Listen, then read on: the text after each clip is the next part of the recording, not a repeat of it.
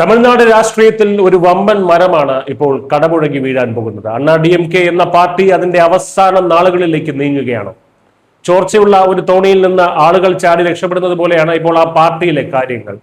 തങ്ങളുടെ MLA-മാർ കൂട്ടത്തോടെ ഭരണകക്ഷിയായിട്ടുള്ള TVK-യിലേക്ക് ഒഴുകുമ്പോൾ നോക്കി നിൽക്കാൻ മാത്രമേ അണ്ണാ DMK നേതൃത്വത്തിന് കഴിയുന്നുള്ളൂ. തിങ്കളാഴ്ച അണ്ണാ DMK-യുടെ 3 MLA-മാർ കൂടി തങ്ങളുടെ സ്ഥാനം രാജിവെച്ച് മുഖ്യമന്ത്രി C. ജോസഫ് വിജയുടെ തമിഴക വെട്രി കഴകത്തിൽ ചേർന്നു. മധുരാന്തകം പ്രതിനിധി മരകതം കുമാരവേൽ, പെരുന്തുറൈ അംഗം ജയകുമാർ, ധാരാപുരം പ്രതിനിധി സത്യഭാമ എന്നിവരാണ് നിയമസഭാ സ്പീക്കർ JCD പ്രഭാകരനെ നേരിൽ കണ്ട് രാജി സമർപ്പിച്ചത്. ഇതിന് പിന്നാലെ മുതിർന്ന TVK നേതാവും പൊതുമരാമത്ത് വകുപ്പ് മന്ത്രിയുമായിട്ടുള്ള ആദവ് അർജുനയുടെ സാന്നിധ്യത്തിൽ ഇവർ ഔദ്യോഗികമായി ഭരണകക്ഷിയിൽ ചേർന്നു.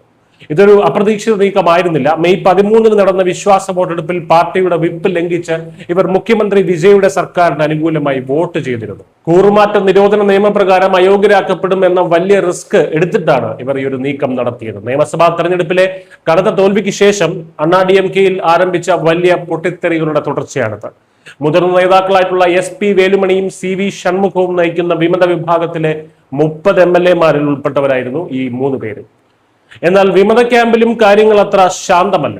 30 പേരുണ്ടായിരുന്ന വിമത സംഘത്തിൽ നിന്ന് 5 പേർ അടുത്തിടെ എടപ്പാടി K. പളനിസ്വാമിയുടെ ക്യാമ്പിലേക്ക് മടങ്ങിപ്പോയിരുന്നു. ഇതോടെ EPS വിഭാഗത്തിന്റെ നിയമസഭയിലെ അംഗബലം 27ആയി. ബാക്കി 17 പേർ ഇപ്പോഴും വിമതർക്കൊപ്പമാണ്. 1/3 ഭൂരിപക്ഷം ഇല്ലാത്തതിനാൽ വിമതർക്കെതിരെ കൂറുമാറ്റ നിയമപ്രകാരം നടപടിയെടുക്കാൻ അണ്ണാ DMK നേതൃത്വം ഇതിനകം സ്പീക്കറെ സമീപിച്ചിട്ടുമുണ്ട്.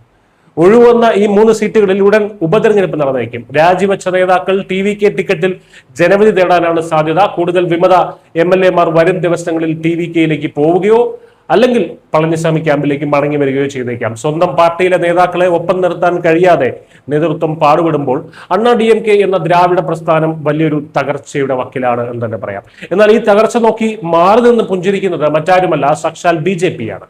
തമിഴ്നാട്ടിലെ ഏറ്റവും പ്രധാനപ്പെട്ട പ്രതിപക്ഷ പാർട്ടി ഇല്ലാതാകുമ്പോൾ അവിടെ രൂപപ്പെടുന്ന വലിയ രാഷ്ട്രീയ ശൂന്യതയിലേക്ക് കടന്നു കയറാൻ BJP അവസരം കാത്തു നിൽക്കുകയാണ്. അണ്ണാ DMK-യുടെ തകർച്ച BJP-യുടെ വളർച്ചയ്ക്കുള്ള വളമാകുമോ എന്നാണ് ഇനി കാത്തിരുന്ന് കാണേണ്ടത്. ഇന്ത്യയിലെ ഏറ്റവും വലിയ രാഷ്ട്രീയ നാടകങ്ങൾക്ക് വരും ദിവസങ്ങളിൽ തമിഴകം സാക്ഷ്യം വഹിക്കും. News desk.